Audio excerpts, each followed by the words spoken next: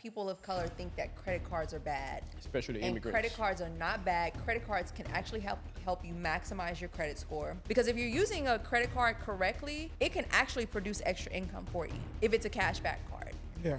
So you're getting cash back on like your meals, you're getting cash back on your cell phone bill, you're getting cash back on gas, fuel, groceries, depending on what card it is and what categories you've chosen to get your cash back on. That accumulates. The way people spend money, they don't spend money in a logical manner. They spend money based on their emotions. So what a lot of people will do is, hey, that credit card money, that's my money. That's not your money. You have to pay that back, and you have to pay it back plus interest. From your say it's gonna professional have expertise, so are you much saying how you interest. telling people just keep it under their mattress? Look, this is not legal advice. Disclaimer.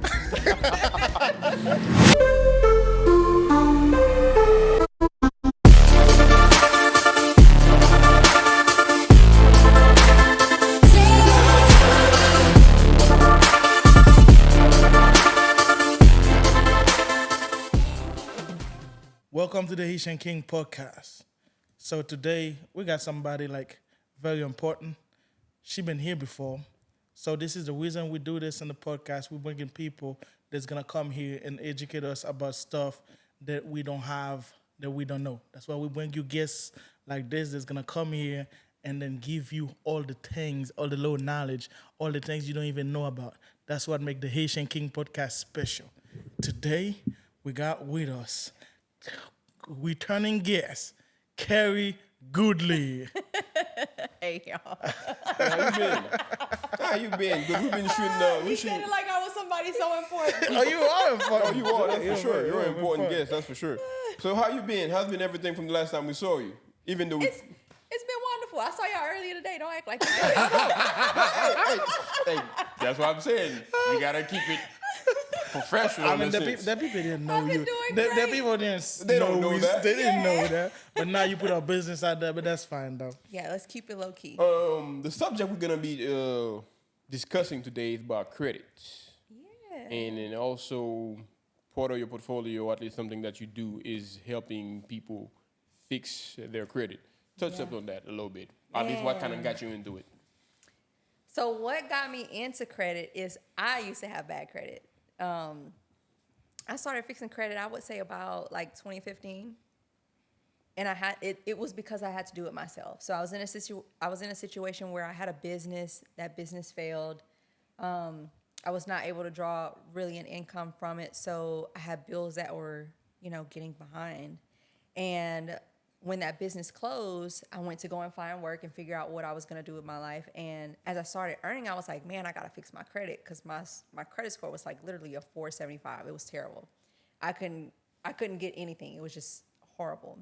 So what I did was I first worked with this really big company, and the process was like really slow. They were charging me like $100 a month, and it just wasn't working out. And then I got recommended to a guy out of Houston, and I think it was like a $300 one-time charge. Well, I paid him, and I just never heard from him again. Couldn't get in touch with him or anything like that. So I was like, man, should I file bankruptcy? And if you know me, you know I'm stubborn. So that was like that would have been a form of weakness to me. So I was like, nah, I'm not going to file bankruptcy. So what I did was I just started researching like how to repair your credit on your own. And I found these letters. I started reading up on consumer law, and I realized, I was like, man, I could literally do this myself. So I started sending off letters, and I was like, man, this stuff ain't gonna work.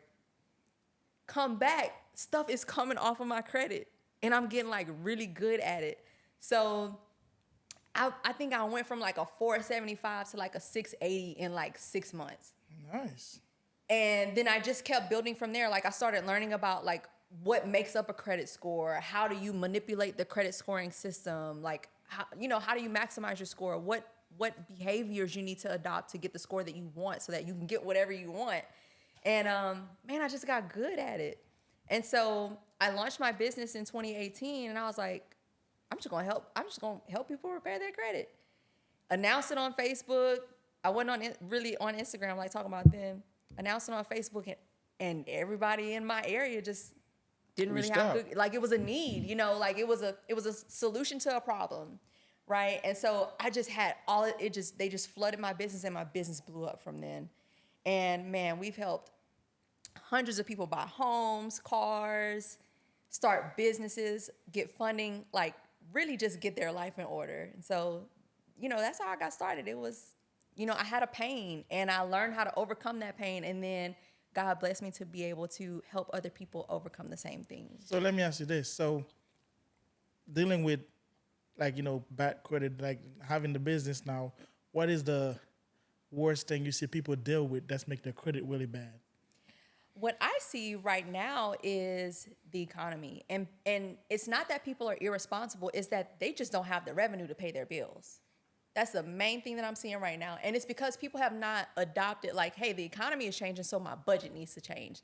Like, they still living that old lifestyle and, doing kind of the same things that they were doing before and not pivoting and changing their lifestyle needs to meet what their budget should look like, to adapt a new way of living so that they can still afford what they need to be able to afford, because if inflation is real right now. Oh, yeah, it is real. It's real. Like, it costs more to go and buy groceries now than it ever has. No, you're Interest not lying. rates are high. If you're buying a car right now, you're paying like almost twice as much for the car than you did like 2 years ago. Yeah. So rates are different. It's harder to buy things. And if you live in Louisiana, like even if you're trying to buy a house, insurance alone, property and casualty insurance is pricing people out of homes right now. But also, do you think, because I know a lot of people blame COVID that happened like 4 years ago as of the reason as of why the economy did such a big jump. Do you agree with that? I do, because let's think about it, right? Our government printed so much fake money and deployed it out into the hands of consumers, and all that money got spent. And all it did was cause the cost of living to go up. So then we have what's not just inflation, we have what's called hyperinflation.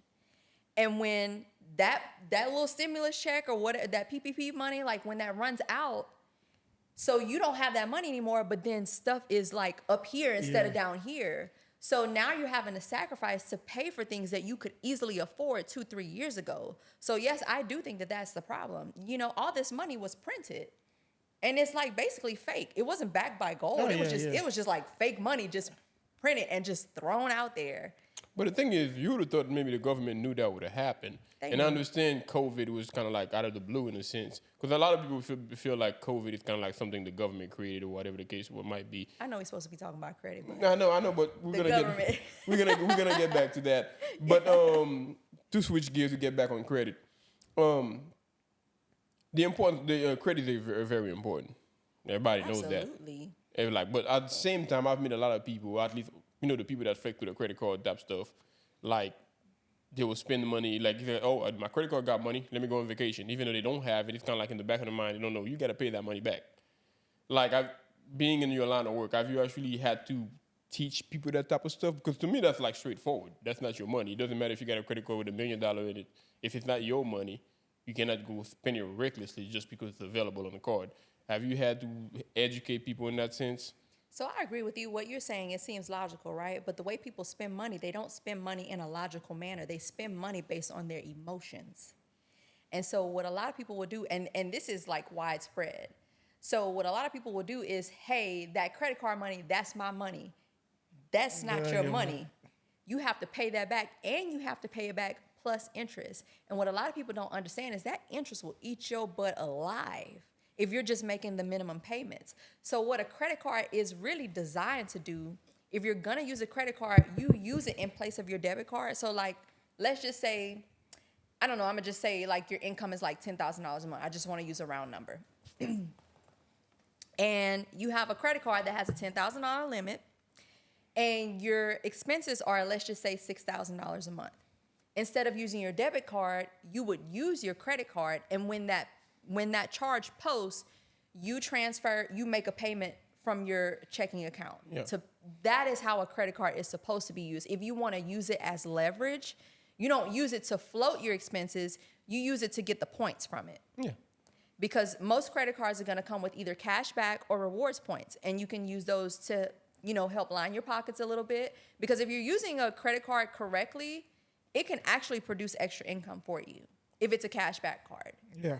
So you're getting cash back on like your meals, you're getting cash back on your cell phone bill, you're getting cash back on gas, fuel, groceries, depending on what card it is and what categories you've chosen to get your cash back on, that accumulates.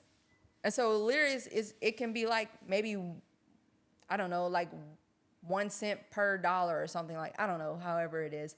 But you're accumulating cash. And so as that cash accumulates, you can cash out.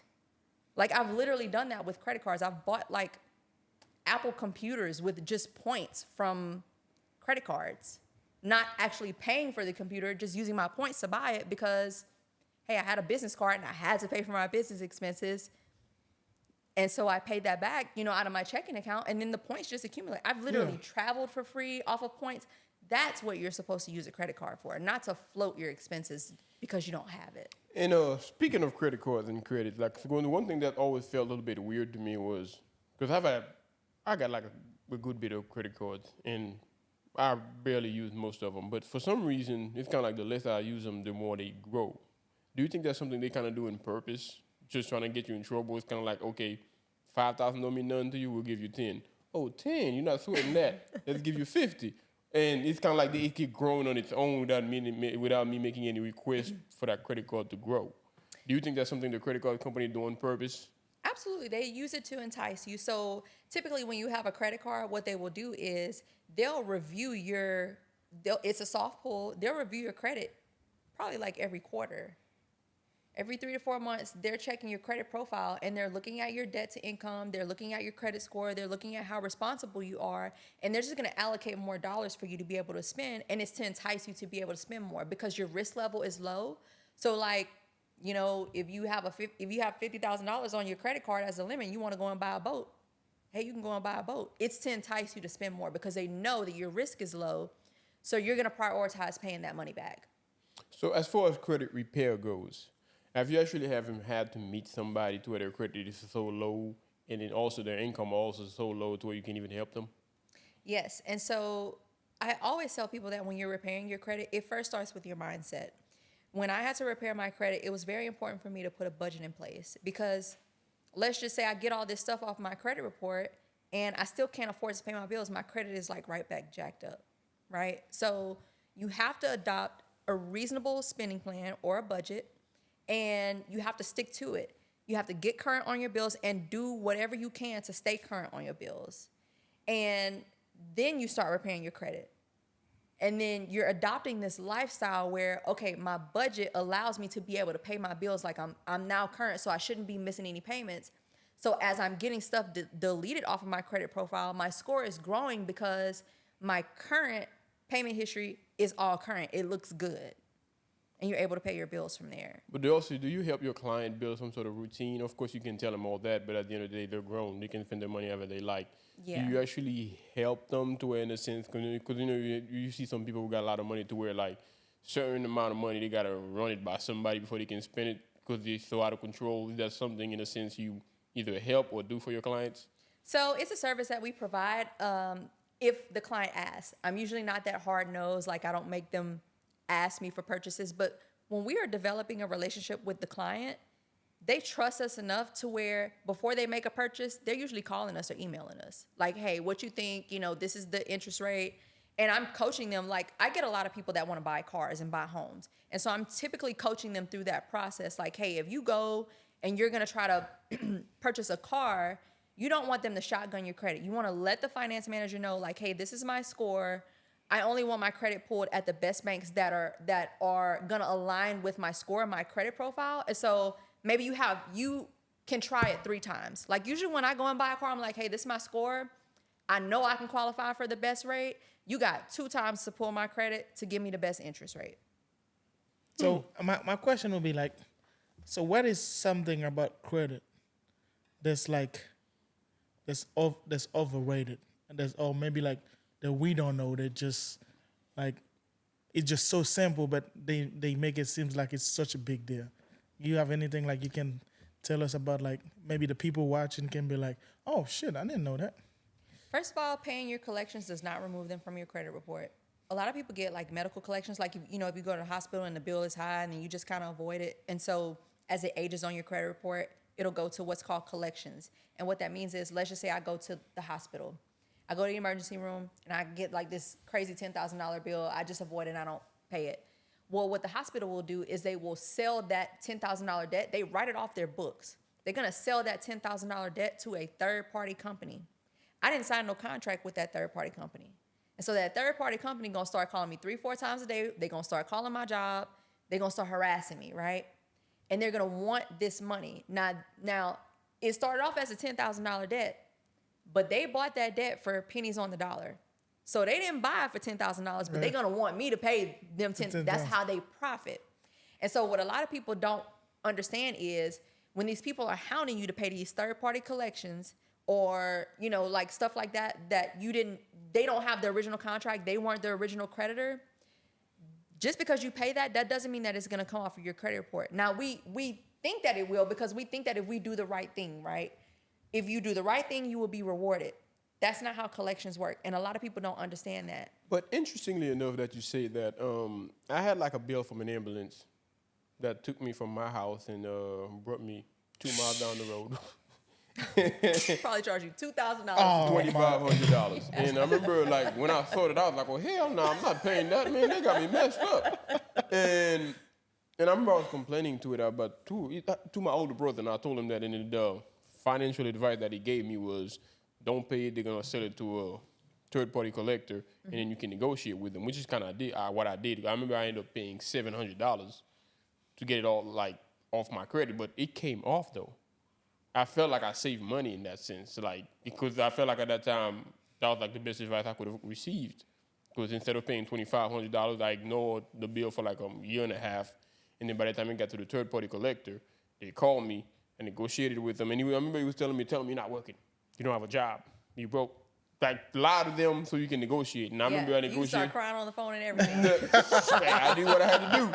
And I remember we settled for like $700, and then it came off my credit. So out of $2,500. So imagine what they purchased that for. Yeah, probably less than that. $200. Probably or way less than 10% that. of what it was even worth. But mine, in a sense, I was hard-headed, I guess, because I had the same situation, right? So it was at $8,000. Then the bank called me and said, you know what? We can settle with you for $4,000 at the time, and I didn't have the $4,000. So I said, can I pay it like monthly? In a like a. They said no. This is like take it or leave it. Yeah, they usually so, are. So I didn't. So I said cool. I didn't have it. So then they sell it to somebody. They start calling me. I'm like, man, in my head like shit. I didn't have a deal with y'all, so I'm not paying it. Is that within the law for like them to be trying to collect a debt from you, even though you didn't get a debt from them? Like, you didn't have like a deal with them in a sense? It is within the law, but they have to operate within certain parameters. It's called the Fair Debt Collections Act. So they do have to operate within certain parameters. They have to have the original contract. They have to have a purchase agreement where it shows that they purchased it from the original creditor. It can be done. But you're saying like that gives them the right to harass you and call you 10 times a day to get that money back, even though you didn't borrow it from them? It doesn't give them the right. They will do it until you pick up and say, hey, you can no longer call me. And what I normally tell my clients is just pick up the phone and say, you cannot communicate with me via auto dialer or via phone. You can communicate with me in writing at the last known address you have on file for me, and then hang up. Do not verify any of your information. Don't give them your address. Don't give them the last 4 of your social. You don't have to give them that because what they are trying to do is keep you on the phone long enough to be able to verify your identity so that they can validate that debt and attach that debt to you. Oh yeah, I end up paying. I didn't even know that. I end up paying a hoarded. I end up paying $9,000, and that was, and they even But it was a judgment, right? Yeah, they end up like I'm thinking so once it gets to a judgment, I think it's all bullshit. I think it's like all bullshit at the end. I was like stuck to my gun. I learned the hard way. So, But I gotta ask you because they sent me to court, I missed court. I said, man, you should have showed up to court because I bet the lawyer didn't. So if you show there and if the you lawyer don't show up to court, they get a default judgment in their favor. But if you show up and you plead your case and they don't show up, then it can likely go your way. Oh, wow. Yeah, so always show up to court. That Whenever is you, interesting. like people get scared. Then when you think about court, I'm not it's getting like, scared. That's scary. Like I'm being sued. So people will just not show up. I didn't show You up should because absolutely show up. I just show up because I felt like I was gangster about it. I said, man, I ain't going.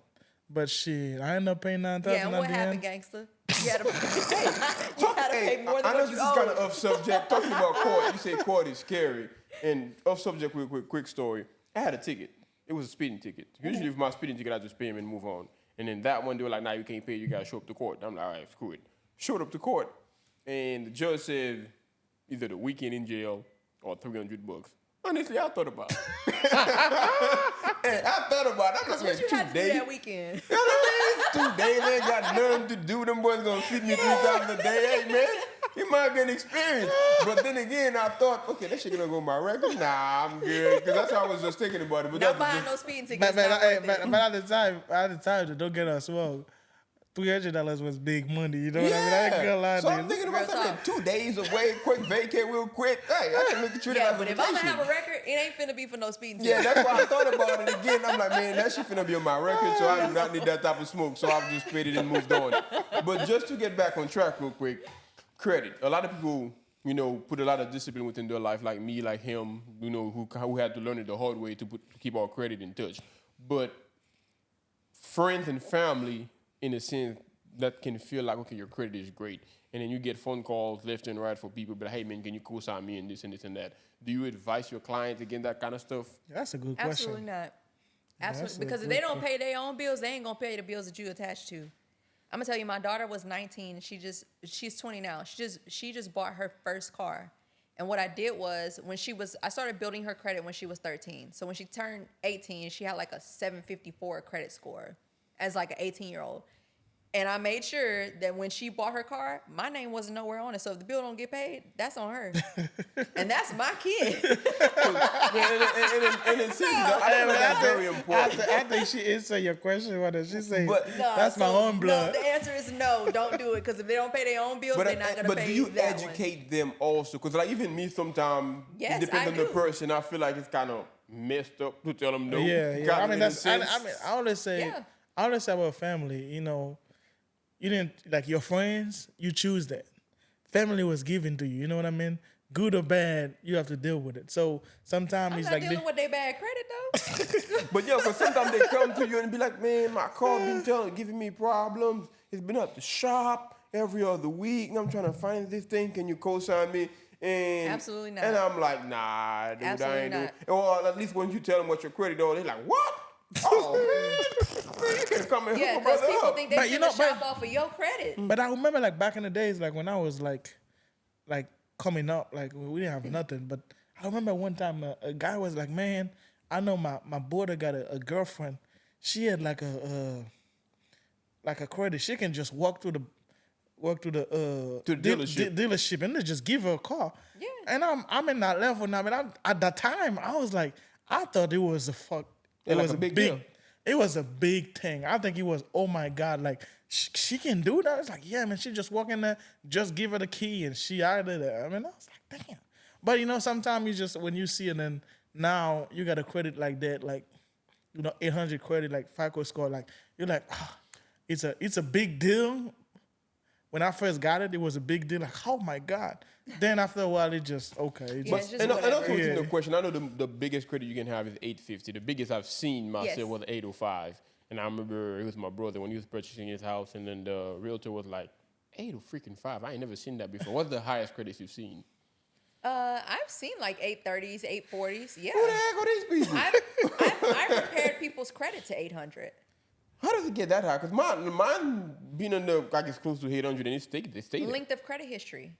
Oh, yeah, after a yeah. while it It's get up hard, there. yeah, But it's I think hard to get an 800 credit score if you don't have a 10-year average of credit. yeah, but I history. think if you add another credit card, that drop your history too. Not necessarily. It depends on how long the card's been open. Like, you mean as an authorized user, or if you add a new account on your... Yeah, if you add a new it'll account, drop your credit, your average credit age. So Yes. people that generally have 800 credit scores, those people have an average credit age of like 10 years or more. Yeah.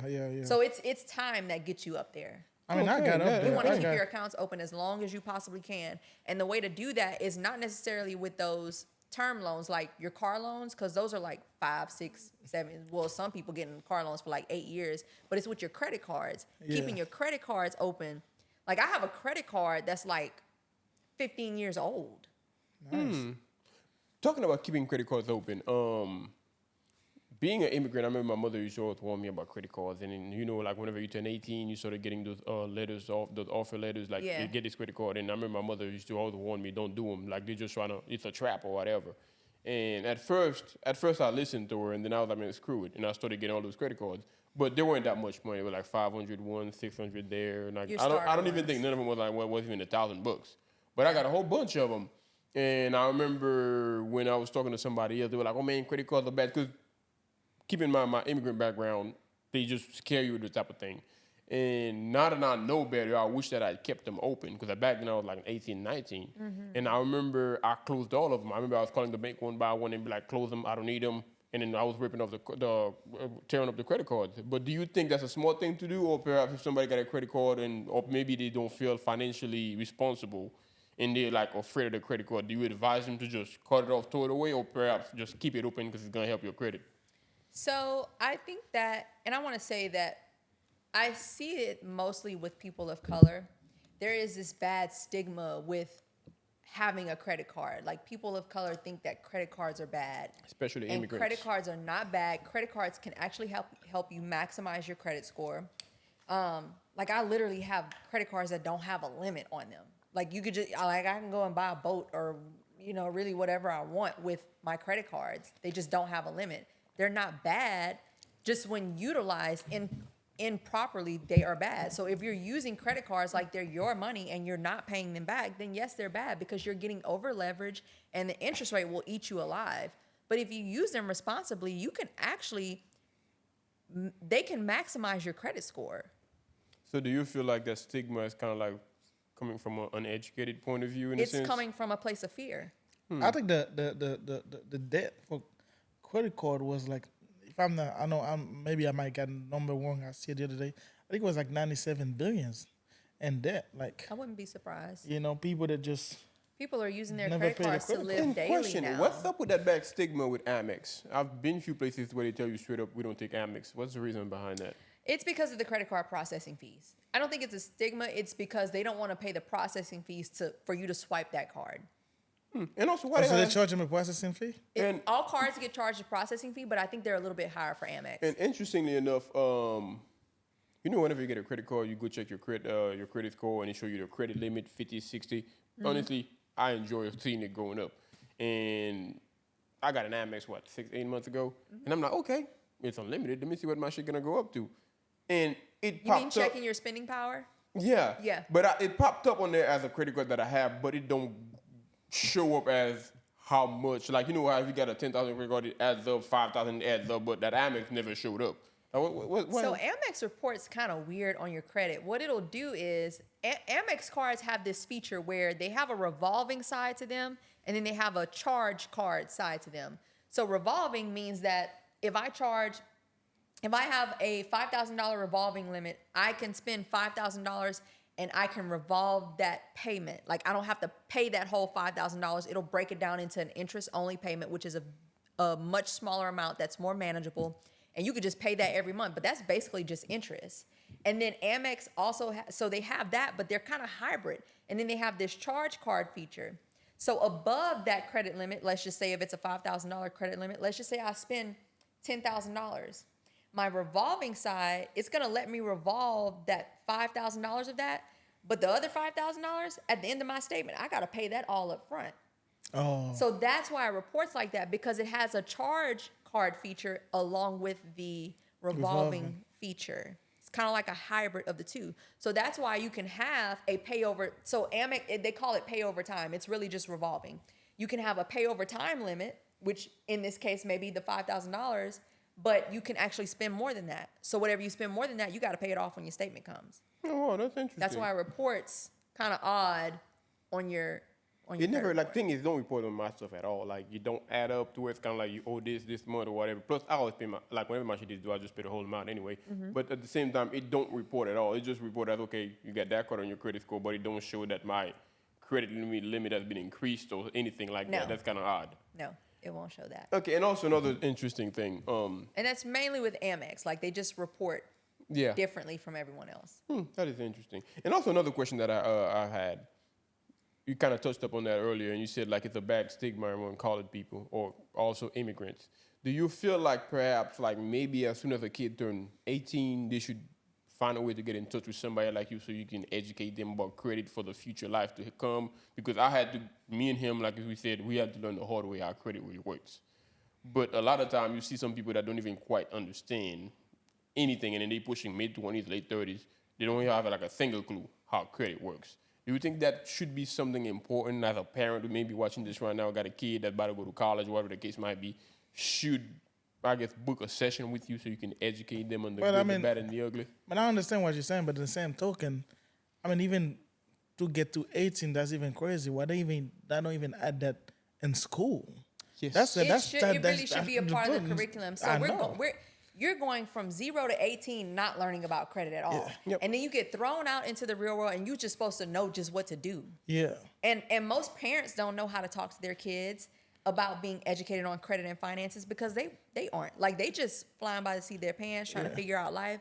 So they're not really able to educate their kids. So absolutely, I think that when you turn 18, like, I really think in school you should have to go through some type of boot camp to learn how to manage your finances. This is crazy to me because they do not have, as a big country like the United States, but I think it's the way the system built. You feel like that's something else they do on purpose? Yeah, they do it on purpose. I think it's done on purpose. It's done on purpose just so you can be, because that's how they actually make money.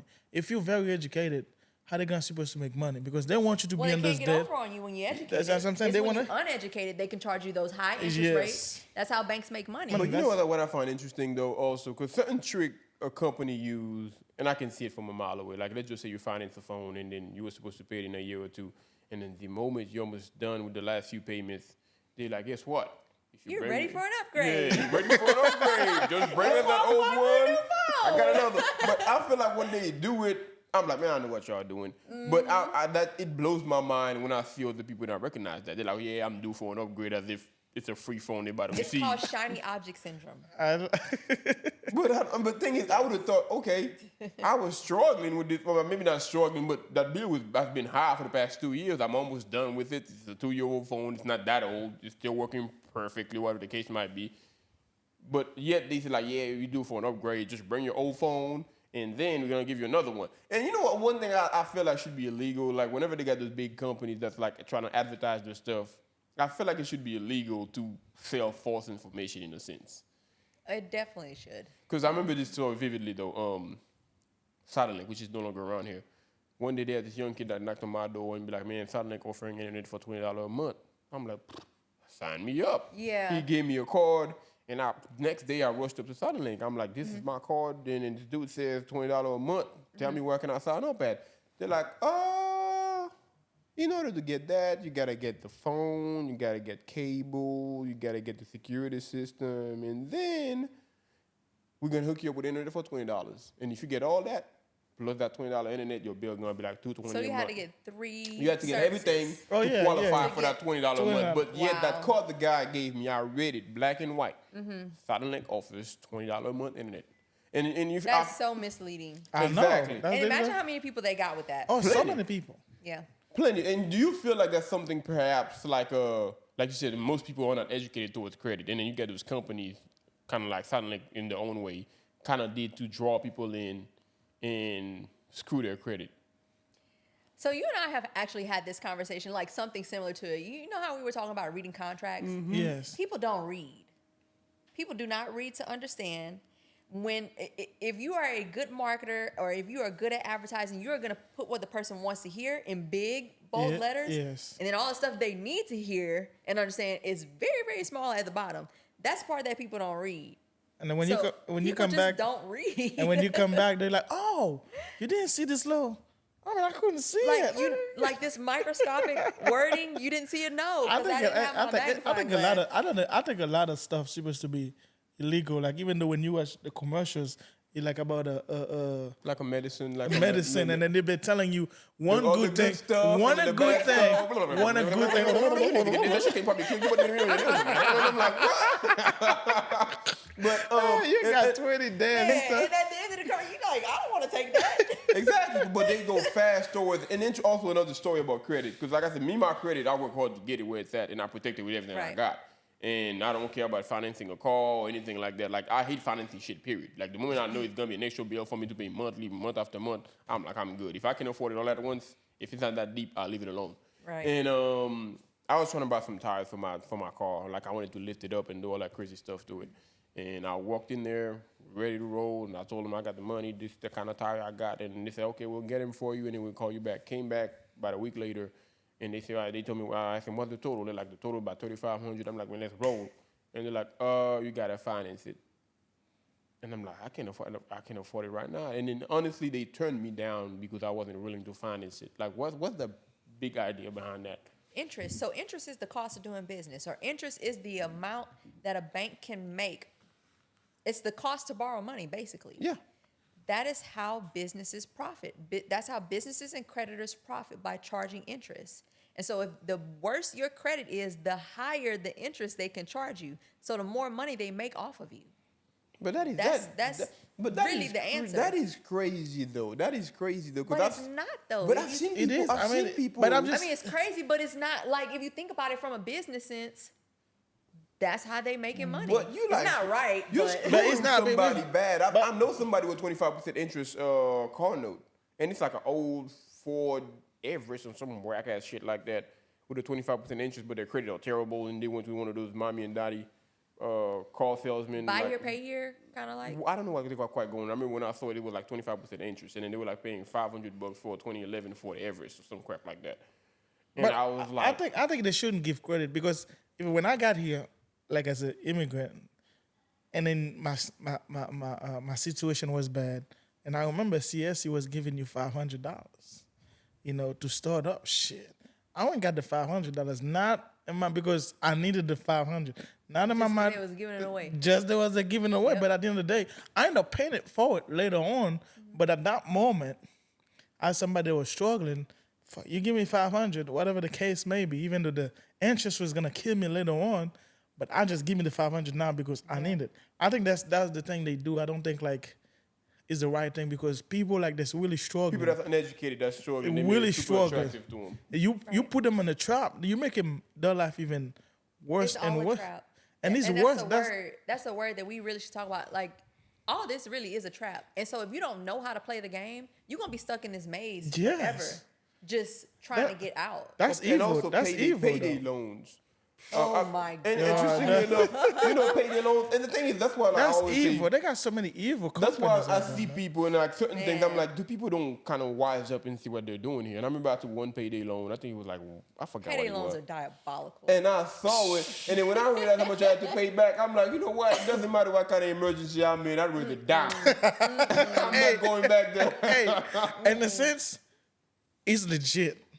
If you want to go a payday loan, you rather die, man, because the minute you get yourself in there, man, they you just stuck. you put You your stuck. oh my And you know god, what's interestingly enough? and the fact that it's legal. if you tell them you can't pay it, That's it's why kind of I say like it's they give you a diabolical. shovel and be like, dig deeper. They're like, you can't pay it. Don't worry about it, man. You want another 150? Cool, we'll give it. And then it's kind of like whenever wanna you renew truly, it? you want to truly understand what they're doing. You realize that 150 you took from them, you probably pay $500 back for that Yes. 150. And then if you can't quite afford it, they're like, man, don't worry, we're gonna give you another 150. Now you owe them $1,000. And I'm like, bruh. And the other thing I see too, sometimes they say like, okay, you got that many credit card bill, guess what? We can pay all your credit card for you, but now you owe us. But that's still the same. When you look at it, it's still the same bill. Not actually. In a sense, So it's I would disagree with you on that. So there are many situations where people will get personal loans to consolidate their credit cards, because credit card interest rates are anywhere from 20 to 29%. yeah. You can get a personal loan for, let's just say, 15. Yeah. the interest rate is lower. It's a fixed term, so you're paying it off in 5 years, whereas those credit cards, if you only continue to make the minimum payments, you're going to pay that off in 10 to 15 years. So it is a better item if you don't go and run up your credit Yeah. cards again once you done paid them off with the loan. I mean, that is But let a me ask you trap. this, though, like whenever, like within part of your work, what do you like whenever you get somebody sitting down, you're explaining to them like how credit card work and the whole 9 yards. Sometimes don't they get surprised when they where they finally understand, oh God, that's what they're doing? Yes, because credit itself is so mystified, right? And so people have like this veil over their eyes, where they just don't understand the concept of credit. They don't understand what variables go into their credit score, because this information is like really not readily available. And the creditors are such sharks, like banks are sharks. I mean, they're in business to make money off of interest. Absolutely. You know, I mean, they're printing this fake money. They're charging you interest off. Like whenever you make a deposit into a bank, like your check gets deposited there, you have this fictitious number in your bank account, right? Yeah. That's not tangible money that you're touching. No, it's not. It's just a number. The tangible money that you put into that account, the bank is using that to buy insurance policies and make other investments. Like they're using your money to further advance their business. And then they're charging you interest. They're barely paying you interest on the money that you're storing Like there. what, 0.1%? Right. Yeah. They're not paying you any interest on the money that you're storing at their institution that they're using to further advance their business, but let you want a loan. That interest rate gonna have 2 digits on it. But think about it though. So from your professional, all the way around. from your says professional gonna expertise, have are you saying, are you digits. telling people just keep it under the mattress? Look, this is not legal advice. Disclaimer. I'm not a lawyer. I'm not an attorney. but This is put not legal under advice. you can never go on under your mattress. No, that don't go wrong at Because all. what if your house burned down? Yeah, or you get robbed. Now you stuck. But yes, because that's the first place I'm looking at. But I think a lot of the stigma about banking, people put the money in the bank, but the money don't make money being in the bank. So you want to have like money those in the market, buy Yes. assets that appreciate in value. yes, and put an investment that grow like 5-8% a year. Now you make good money like that. If you don't need that money, in the sense like If you don't need the money, if right? you But need the most money. people need the money right now to survive. yeah, but So if you it's, got the it's extra our money like this, I But think you it's see a the economy in a sense going down. Let's just say after 4, 5, 10 years even, they done cut up all of that money they put out in COVID and be like, okay, we done made our money. Let's bring it back, bring all the interest back down, or it's just going to keep on rising. No, it's not going to keep rising. Actually, the interest rates are set to kind of start coming down and start descending. In Oh yeah, September. they have to, because at the end of the day, not too long ago, Japan market crashed not too long ago. So the U.S. market crashed just like 2020. It's to that level. So Yes. now the government had no choice now to start dropping, and they even like one advisor said they had to drop it by like 7%. So to get right now, if we don't, the way we're going, it's a matter of time before we just. It's going to start. I mean, the It's economy going works to in shift. cycles. So They have it does to. like this. Goes Up and down, up and down, up and down. It works in cycles. And what's happening is it has to turn around, because if it does not turn around, businesses are going to go out of business. Those small businesses employ most of America. And then if people are not employed, they cannot put money back into the economy to keep it flowing. So they have to fix it. But the crazy thing is, because like I know the news got back stigma about it, and a lot of people don't want to watch the news for whatever the case may be. I think sometimes they got some important news that's really important, I think Trump and the ruined people it. that Fake super news. yeah, but Fake it's just like, for instance, like but like not too long ago, like Japan were used to have the most low, never raise their interest rate, and the people what they usually do from America just go borrow money from Japan at this low rate, and then come here invest that money. So then when Japan didn't raise the rate from like 2007, they finally say they're gonna raise the rate, and people freaking out because they got the money here in the United States. That's what they was using. So now Japan market crashed because of that. So, but people, trust me right now, probably like 5% people that knows that. And you wonder, oh my God, what's going on? But I know, because the fact the news misleading most of the time, and our you news is so just censored. It's so censored and manipulative and Very. misleading. It's and I think and then that's why you sometimes really have to just do your own research. yeah, and then sometimes people just I don't watch the news. I think I know it's if you know how to, you can find a way. Filter, I guess. Yeah, you the can fake find a way news to filter. from the You good gotta news. be able to fact check stuff. Because some news really important, because Yes. like the market crashed the other day. A lot of people don't even know, Yeah, the the Unless market, you invested within the stock crashed market. this week, and people Yes. lost in their 401k. yes, big time.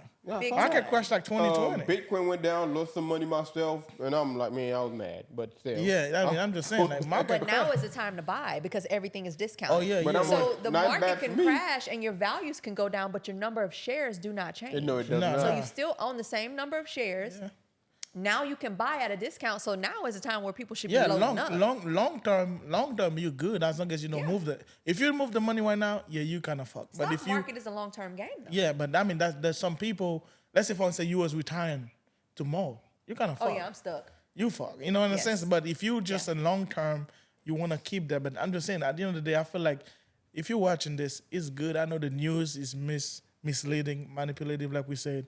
But sometimes it's important so you can know what's happening in the world. Because me, I watch every news cycle. I watch Fox News, I watch CNN, even though it's just bullshit. Sometimes I read, you know, just the fun of it so I can know what's going on because this is important. You trade, you have in the stock market. Most people aren't like that. Most people like the news. Is just But it's still affecting your life in some way, somehow. Yes, it does. It affects you closer. It affects your pocket closer. But people, they don't think about it in that sense, though. You got to keep that in mind. Yeah, and also, they worry about election cycles and stuff like that. Exactly. But that's what most people are also another question I kind of had to ask you. Like, have you ever seen somebody, let's just say they say, hey, I'm trying to fix my credit. This is how much I make a year and so on and so forth. And then they bring like a budget to something that is just way out of their reach. And you have to bring them back to reality.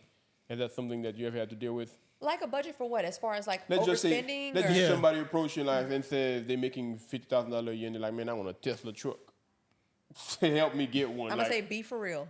I mean, that's what I'm saying. But sometimes some people live within that delusion, though, in a sense. They feel like they can... people don't come to me with that kind of stuff. But hey, I've seen some that live within that delusion. I mean, people I work with, the lifestyle that they live too, I'm looking at them guys, they make me feel like I'm dirt poor.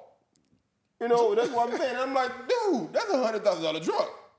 Yeah, oh, your wife at home not working, you can afford that, but they got a lot of people. They got a lot of bills, and they have to maintain this because even though they got a great job that's over like $150,000 a year, but still they have to have this job because if something happened, they kind of like yes. Yeah. So also you teach people about saving, the importance of saving, budgeting, and like your credit, because I had investing. I had a financial advisor who kind of told me the routine thing is to make sure all your bills you got saving in your bank account for like 6 months. That's kind of like what you advise me. This is like the part of stuff that you do with people, because I feel like whenever you're talking about money itself is like a huge subject. People are so scared to talk about money. But like, I feel like they should though. Yeah. These are the conversations that we really need to be having. Like people are so scared to talk about money. Yeah, but because but it's not just that because that's why you don't be having none. But I think so. Start talking about it. But I think it's because sometimes people already make big mistakes. So when you bring it up, it's just like we're living in the moment. Like, oh shit, I don't want to talk about it. It's like a trigger. Yes, it's a trigger. Yeah. Oh well. Because me, like, let's say for instance, like compared to me, I'm like when I remember like my landlord, he really appreciated me on so many levels, and Drew Gapley, and I want to give you a whole shout out for that. Cool ass dude, he's a cool ass dude. He was, he believed in me when I had nothing. But he always say, "Hey man, when you get that money, it's gonna come." I'm like, man, I want it now. He's just like, he always say, man. I said, man, shit. It's like, man, I know you work hard. The time will come. I said, shit, I know, but I would need it now. But my situation was bad. But then when I started making good money, I wanted to satisfy those egos, those shit that I didn't have, those needs I didn't have when I go. But it was easy for him to say, man, stuff that you didn't have before. Absolutely. Yeah, it's easy to say, save your money. Like some people who have money can say, man, save your money. But remember, I used to just laying down and dream about in Haiti, like, with nothing. So now I can afford them. I ain't saving for shit. So at the beginning, I wanted to satisfy that needs. because I work hard enough to get to that level. Right. But right now, I'll be like, man, it's out of my system now in a sense, get all the shit that I needed, get, really situation like, well, it's nothing now. But back then, I wish I saved that money, like you said. But it's a double-edged sword. Like I don't regret it in this sense. I don't regret it, but it's still a double-edged sword. Like because you got to experience it, right? So, like, I'm gonna tell you about me. Like, I'm not a big saver. If I got some money, I'm gonna invest my money. I'm not saving it in a bank. So I'm not really like a big saver. I mean, that's good though. That's a good decision. You're investing though. That's good decision. Put a good thing. Yeah, that's good thing. I went and got me a Tesla. You a Tesla. So I'm like, but boy, you know what? okay. I've been there too, right? So I got this vehicle like I think it was like 2021. It was a Porsche Cayenne, and I drove it for like I don't know, maybe like a year and a half. And it was so fun to drive it. Now I drive a Jeep and I enjoy driving my Jeep better because I don't have to pay for maintenance. It's not so finicky. Yeah. And my Jeep is nicer on the inside than my Porsche Cayenne was.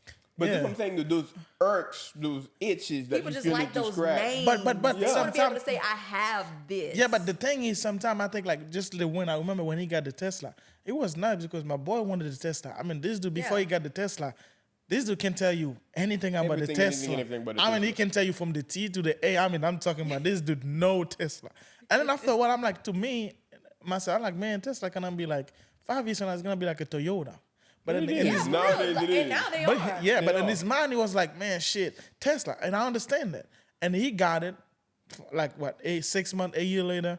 Tesla was nothing to him. But Yeah. you had to, You you got work to hard experience enough. it. You It's like work, an itch that you Same gotta thing. you work scratch. hard enough So to I went get through it. the same thing. It's almost like it's kind of like a been there, done that feeling. Like Yes. it's like once you when you really have money, it's almost like that kind of stuff. It really don't matter to you no more. Yes. Because you done been through it. You've done it, you done enjoyed been it, and through then you got out of there. And it's like you really don't feel like you have to prove yourself either. And the stuff that used to matter, it doesn't matter anymore. And you really don't want no like when you get to a it's like- certain point, like me, I don't be wanting nobody to know I got money. But, Yeah. but let me tell you though, don't you think that to get to that level, you gotta go through it's kind of like that itch you gotta scratch. Oh, yeah, you got Yes. to. Because you can sit there and tell gotta- somebody save, invest, and so on and so It's forth, so and then they're new to that Yeah. money, and they're like, man, I got a whole bunch of shit I want to I get. mean, I would like to, like, Scratch your little itch and move on. like, you know, like my landlord, Andrew Gaplion, he was saying, he used to tell me, like that man, Range Rover story. yeah, he was like, man, every time he said, no, I want that Mercedes so bad.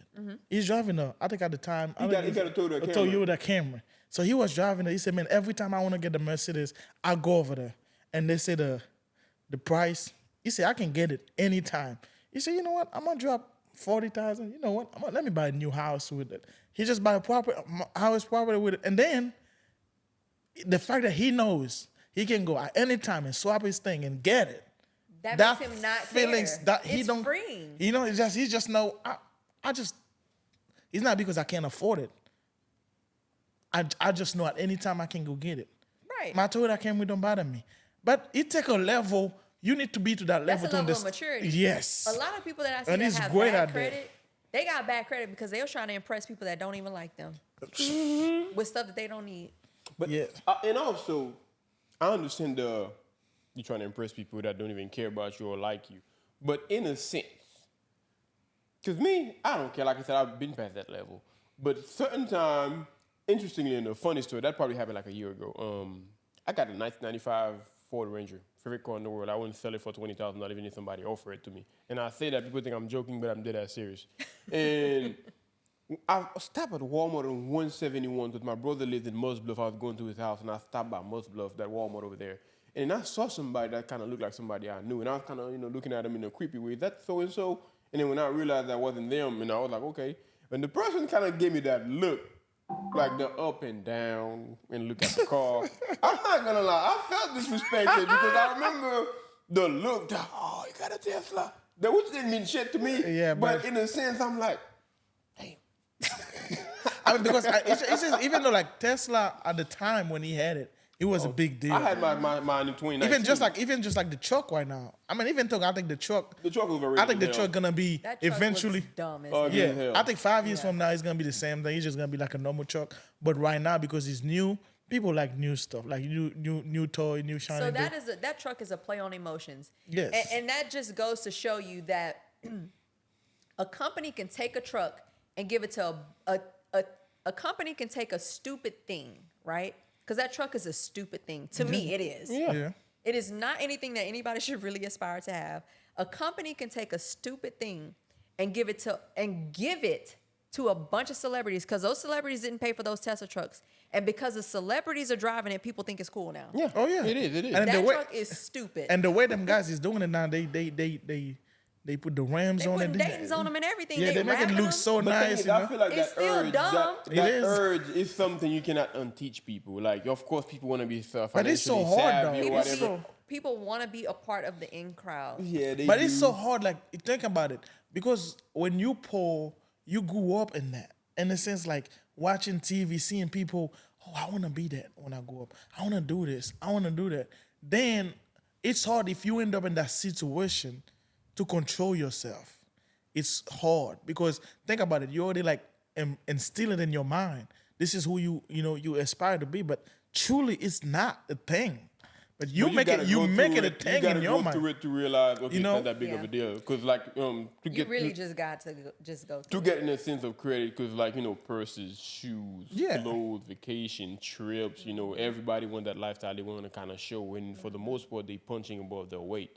Yeah. Yeah. And just to touch up on what we were talking about earlier, come to find out, I still don't believe that shit is true. That if you're making past $100,000 a year, you're part of the 10% of people that live in America. Do you know what the median household income is? But I doubt that. I still don't I believe told you that. what I it mean, was. we got this discussion for That is for a while. household income. So household be like more than one person. Yeah, it's Yes. like 65,000. That's what you said. Yes. But who the heck are those people living so lavishly left and right? That's my question, though. That's why I feel like I do not quite believe Because that. when you can look at the United States, about Well, like you're a 200 million skeptical people. person, so I'm you a- don't really believe Yeah. anything. 300 million people, you feel like, man, 10% gonna be like 30 million people. You telling me all these nice cars I'm seeing, all these people getting, I said, but a lot of People people, are financing cars for like 8 years now, though. I know. So a lot of people, Yes. don't making that money. They They just want to show it, I guess. But yeah, Yes. but yeah, but I it's just- like, I still find that hard to believe because $100,000 is not that much money, especially in today's It's economy. not no more. It used to to be be the a big, creme de I la mean, it's creme. still a lot, for a lot of people, it's still a lot of money though. But I just think it's just With the cost of living now, but it because- ain't yeah, much. I think it's just the ring to it. Six But I'm just figures, saying, stop I'm- shit. hey. But nah. I remember, I want to say that story. I remember his aunt at one time got $10,000 saved in his bank account. Oh my God. It sounds like $10 million. I ain't gonna lie. I'm like, she got $10,000. I mean, remember that? I was like, I always thought got this that shit. high, bitch. I thought, hey, man, I was like, I thought at the time it was. I thought at the time, I swear on everything I love. Like, That was the most amount of money. yes, it's Yeah, 'cause that was unreachable. the most amount that you had seen. Yeah. Yeah, Yeah, I at that didn't even time. see it. I heard it. Yeah, you had it was tickling your ears. But and then you got to a level like where that where I can see like $500,000 and then now you're thinking like, man, it's not even. I hear Man, I million. can't I hear the retire $1 million. off It's not even like don't even impress me. Yeah. But it's just there's levels to the game. But if you don't change mindset, if you don't work hard, and a lot of people, it's.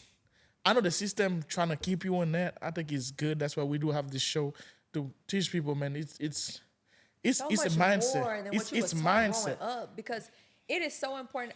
And I truly believe in this. Like, mindset is everything. Like, you have to know that if you were raised in a situation where all you know is poverty and lack, like, that's not your life. Like, that is not supposed to be your life. Yes. I agree. Yeah, it's But like, that's some not, people- it's not Also, normal. in a sense, change is done within. And then within your line of work, or at least what you kind of do is help people change, fix their credit, fix their Yes. financial lifestyle. Yeah. But at the same time, you're dealing with grown people. At the end of the day, they're going to do what they want to do, what they feel like they should be doing. And then kind of like what we've been discussing about trying to keep up with the Joneses or whatever. So whenever you're speaking with somebody or trying to train them, like, have you ever found it hard or difficult to where it's kind of like pretty much everything that you told them go in one ear, come back the other, and then when you look at their finances, and you're like, dude, we talked about this. What the hell are you doing? Have you ever actually encountered those situations? Yeah, absolutely. But I'm a coach, not a babysitter. And I always tell people that. So you can come to me with a problem one time, and I'm going to give you a solution. Don't come back to me with that problem again, because I gave you the solution and you should be able to implement it. At some point in your life, you have to determine, okay, I done had enough of enough. I have the roadmap. It's almost like having a GPS. Like, if let's just say you using your GPS, Google Maps, Apple Maps, whatever. You drive into a place where you don't know. You don't know where you're going. That's the problem. The map gives you the solution. What you gonna do? Just not follow the map? And interesting, And not make it to your destination? You know what you said that is interesting. We had a counselor here recently, and we kind of gave him an answer, kind of like that. It's kind of like, once I tell you what's up, I don't give a shit. Like, if anything wrong you do, that's your problem. And she was like, you can't tell people that. You gotta hold their hand. You Yeah, you touch gotta- it. People have see. to learn to be accountable. I mean, Okay. you gotta see where it's Oh, you come gotta- from you and know, all you that. gotta- But I'm People not have to gonna learn say to be that's a accountable. but that's She's a a job. counselor. It's a She's a time and place counselor. for hand holding, but at some point, if you're an adult, you have to learn to be accountable for your actions. But I think some people, I always say, like, I think some people use that as an excuse most of the time, Yes. not to get themselves, like, out of situation. I always say this. I come here with no English. I mean, zero English.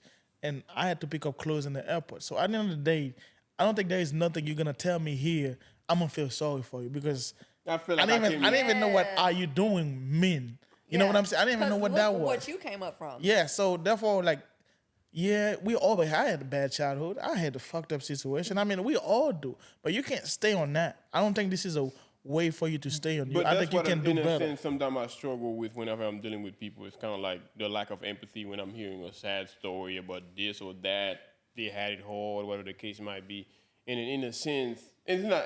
In a sense, I kind of feel like the lack of empathy because I feel like what's the name of that show where she's like a lawyer. It's like a popular show. I can't think of it. And then where the dude was like, you as colored people, we gotta work twice as hard to get half of what they have. As immigrants, black immigrants, for us, we feel like we have to work 3 times as hard. Right. Yes. To And get I believe it. half I believe it. Yeah. of what they have. So therefore, in a sense, when somebody come up with a sad story, whatever they like, one thing I always tell people is kind of like excuses are only legit to you. They may seem legit because you're the one saying it, but at the end of the day, it's just excuses.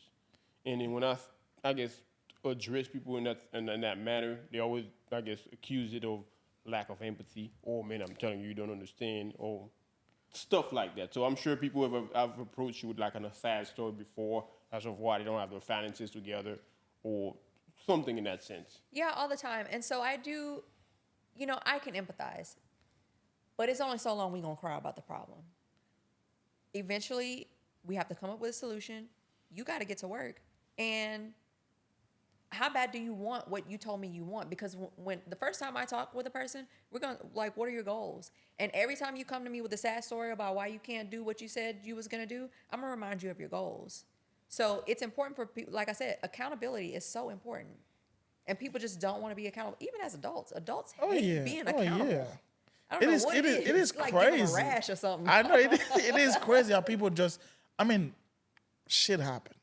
Bad shit's always gonna happen. I don't know. Like down the line where they teach people like like it's life was supposed to be easy. You're supposed to be happy every day. Everything's supposed to be okay. I don't think that's the thing. I think you're supposed to take the bad and the good. That's what's gonna make who you are. You know what I'm saying? Dealing with the problem, like situation come all the time. Like us, man, situation come every day. I mean, even when I go to work, like I'm learning those new things. That's not my language. Those words are big words. I never used to. I have to translate those words. I have to study those words.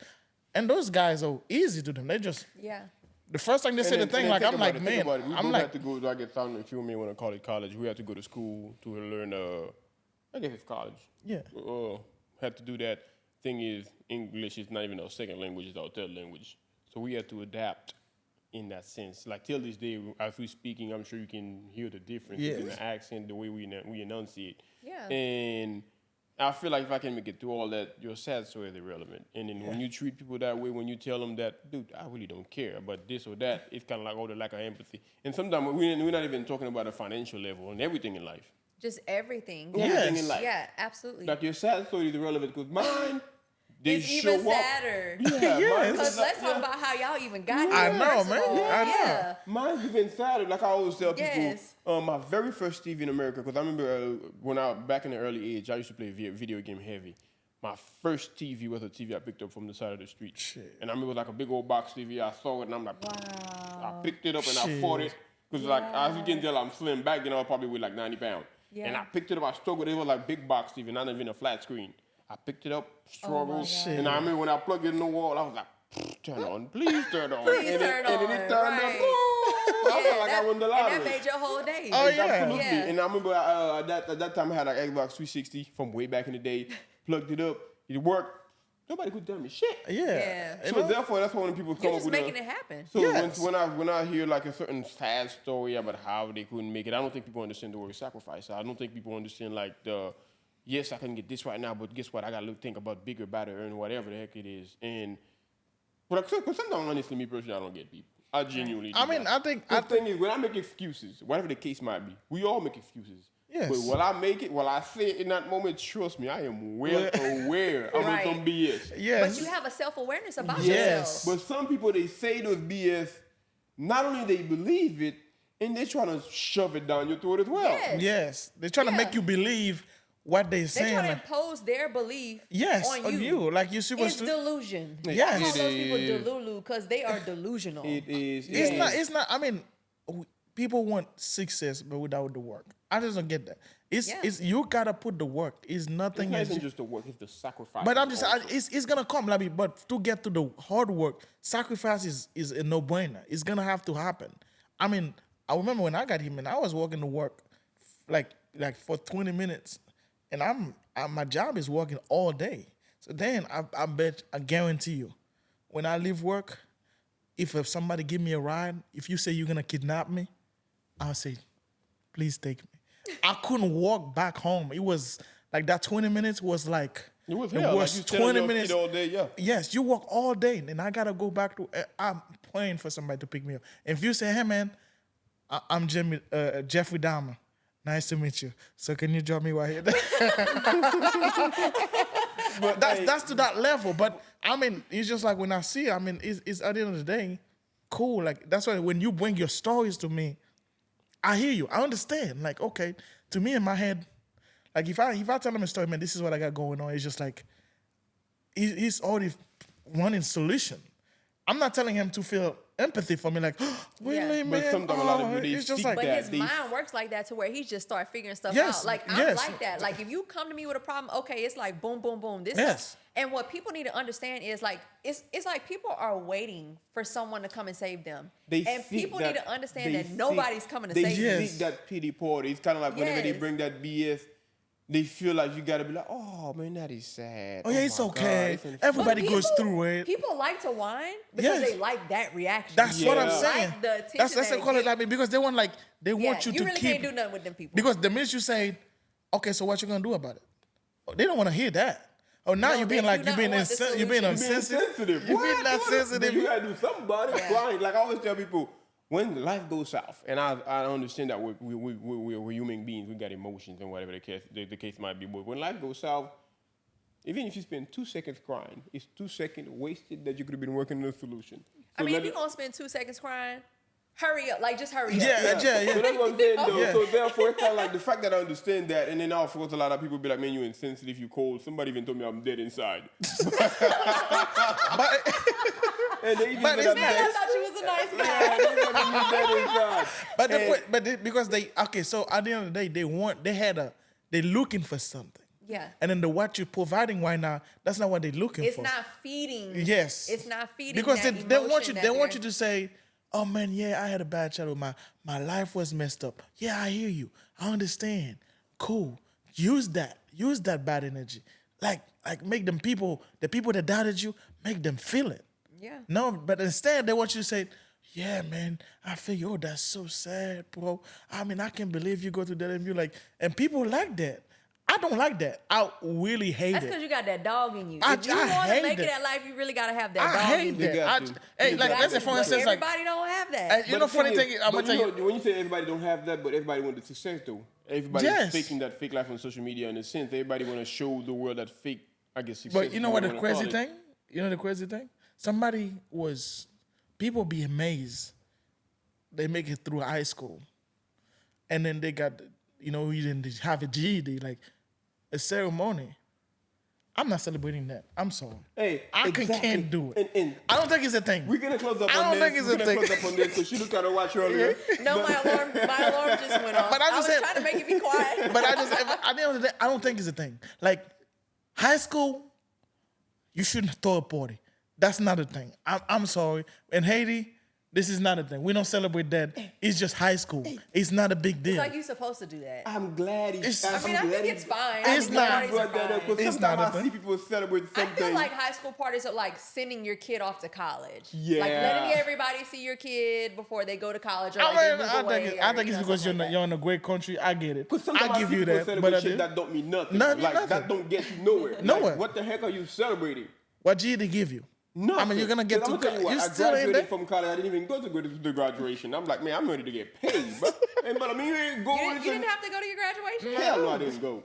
When I I mean, I went. graduated, they I made went. us walk. No, Hey. You had to walk. I did. I didn't go to my high school. I didn't go to my college one. I wish I None didn't of them go. meant nothing to me. I wish I just didn't don't go care. because I felt disrespected.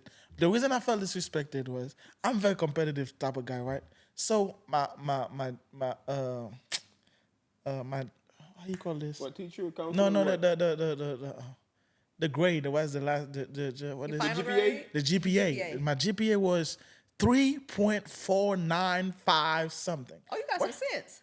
And then they had like, And that's somebody that barely but, speaks English. but, Keep that in mind. but think about it. And then they had people 3.5 with something like something. Like, I forgot what they call Oh, it. yeah. I'm and you didn't get it. 3.49. You didn't get it. I mean, hey, round this shit. You Make it 3.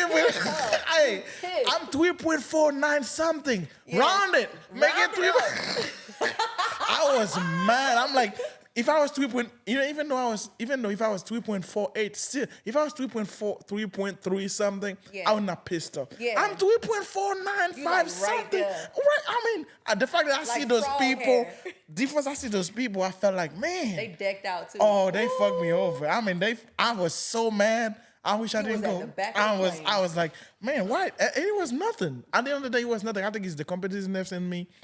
Like, if you can do it, I can do Well, it. you didn't measure up, dude. Huh?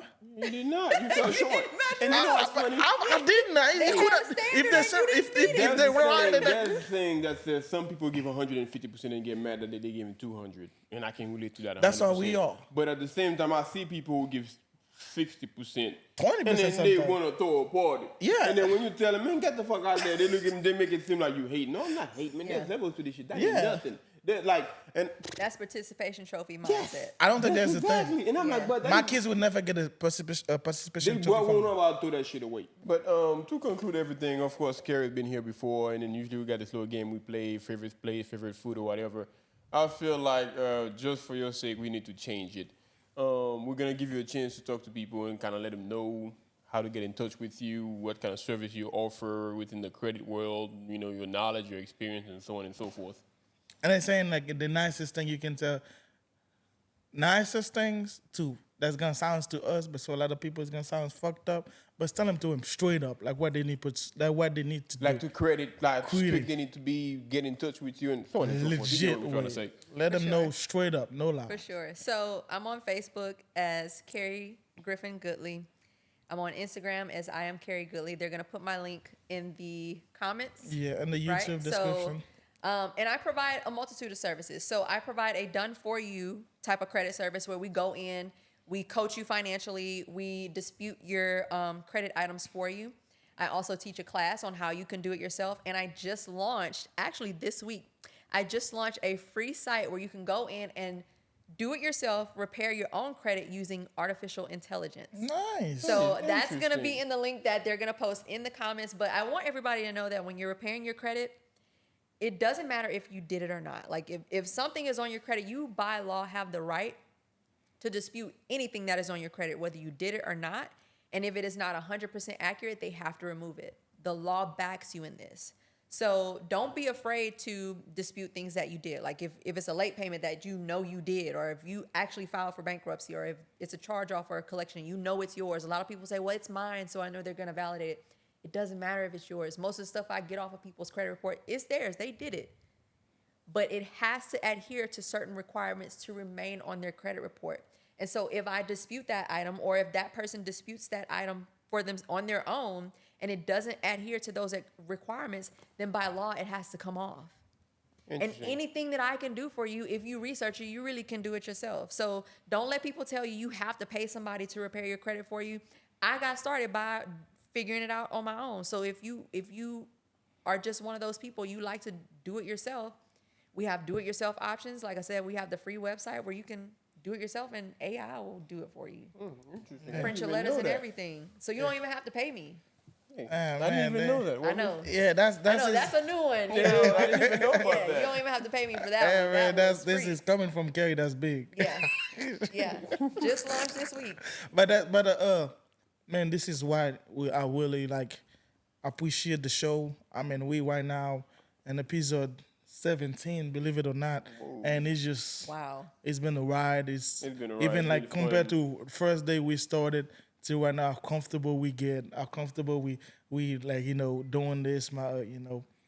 It's been an unbelievable ride. We appreciate everybody, and Carrie's been. I mean, this is not the I know that's the second time. This is not the last time. Yeah. Carrie's gonna keep coming. Show's dope. That's why I came back. I mean, well, this thank you. is really like appreciate that. I But mean- once again, like he was saying though, 17 episode in, what we're pushing 34.9. 34.9 thousand subscribers, and then this thing literally grew Nice. feet on its own. And then we, for the people that kind of watch it, support it, and follow, share, and subscribe, we really appreciate it. We couldn't have done it without y'all, honestly. Because if we weren't doing this and nobody were watching, we'd probably stop a long time ago.